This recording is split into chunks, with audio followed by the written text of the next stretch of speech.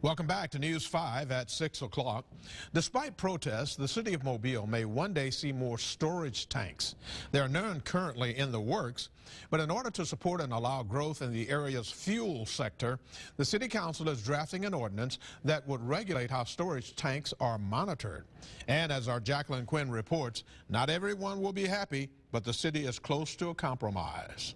Questions about how the Mobile City Council will regulate new storage tanks for potential health and environmental risk have been going on for over a year. If there is a bad player in the community, then they need to be brought forth and it needs to be corrected. ADM, which we heard is very taxed, and EPA goes all over the nation. So they don't have time to watch what's going on here. Outside of council, the debate takes us to Mobile's port.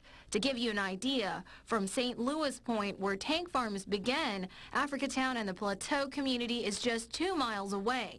5 miles away is downtown Mobile, and it's about 20 miles away from the edge of the city. Now, currently, the proposed ordinance would only establish a 1,000 feet setback away from homes, schools, and churches, but it also requires operators to report what's stored and if it changes. A lot of people say that they can't find out what's in these storage tanks. That's not true?